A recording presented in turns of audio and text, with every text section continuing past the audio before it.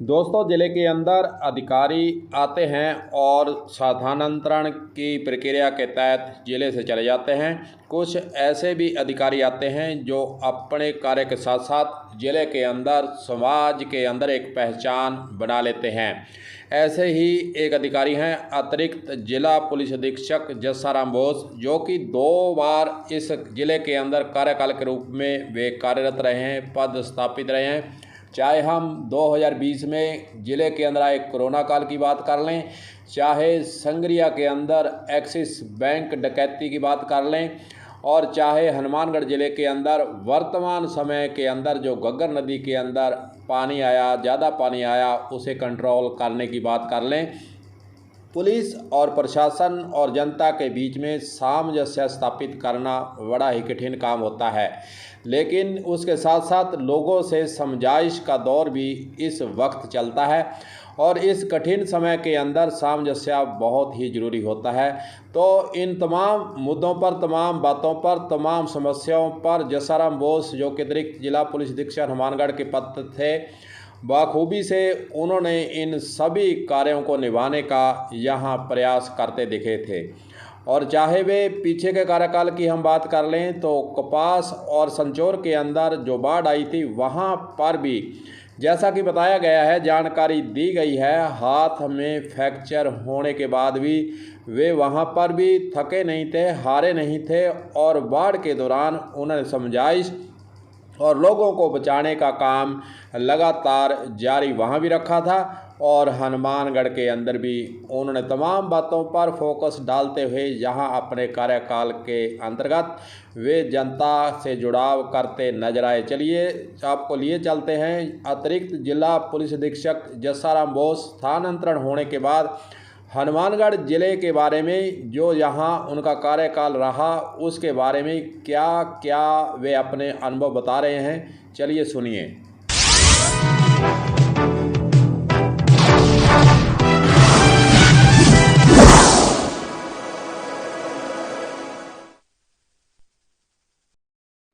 जी sir, आपका हनुमानगढ़ का कार्यकाल है, इस दौरान ऐसे कौन कौन से ऐसे मुश्किल भरे काम थे जो आपने बड़े बाखूबी से निभाए?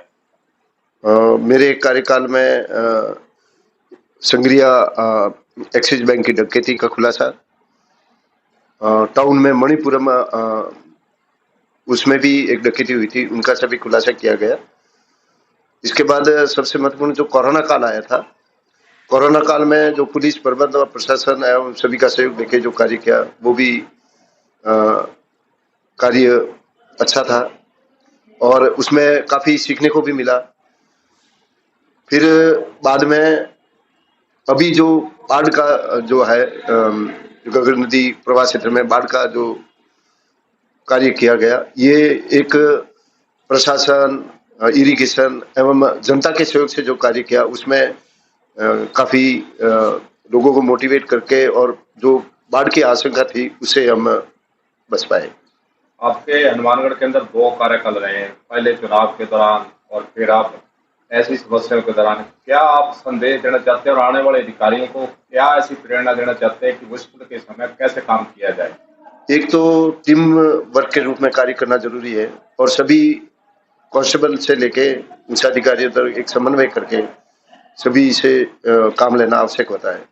दूसरा यह है कि हर जगह पे सीखने को मिलता है और दूसरा जनता का जो सहयोग है, जनता के सहयोग से भी कई समस्याएं हमने समाधान की है और दूसरे अन्य विभागों के जो भी है प्रशासन है, वो अन्य विभागों का जो कोऑर्डिनेशन करके काम करना होता है, वो ही बहुत महत्वपूर्ण होता है। हमारे सुनने में है कि पीछे भी आपने एक जगह बाढ़ग्रस्त इलाके के अंदर बहुत अच्छी मैनेजमेंट कर, वहां भी इसी तरह समझाइश का राह देने का काम किया था, वो क्या घटना थी?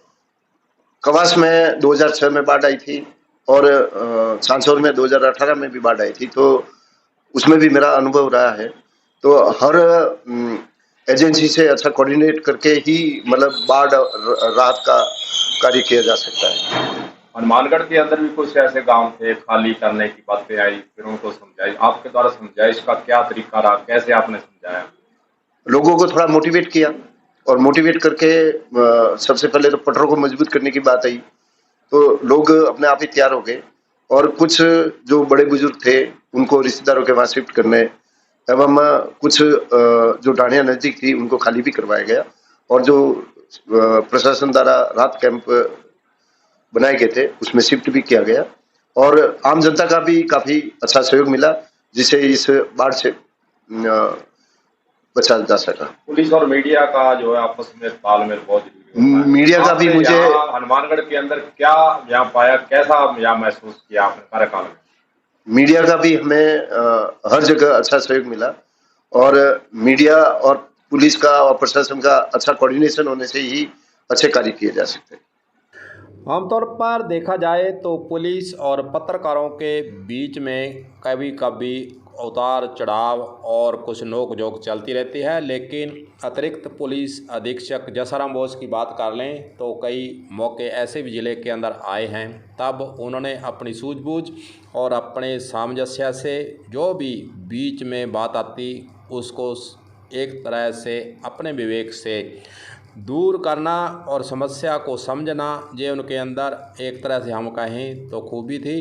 वे सभी जगहों पर सामंजस्य स्थापित करने का प्रयास करते रहे, चाहे पत्रकार हो, चाहे जनता के बीच में कोई समस्या हो, अधिकारियों के बीच में समस्या हो, प्रशासन से बातचीत का कोई सिलसिला कोई करना हो, तमाम बातों पर उन्होंने हमेशा ही हनुमानगढ़ ज़िले के अंदर जो भी समाज के अंदर उनकी समझाइश से कई काम ऐसे कठिन काम थे वे भी हल होते नजर आए थे। उनका कार्यकाल कुल मिलाकर जो हम विश्लेषण करते हैं, क्योंकि विश्लेषण करना ही हमारा काम है, कुल मिलाकर उनकी समझाइश और उनका स्वभाव और मानवता उनके अंदर हमें तो दिखाई दी है। तो दोस्तों, ज़िले के अंदर अधिकारी आएंगे और यहाँ से स्थानांतरण होकर चले जाएंगे और कुछ अधिकारियों की पहचान और उनका जो काम वह ज़िले के अंदर मुख्य रूप से काफ़ी लंबे समय तक वह जनता को याद भी आता रहता है।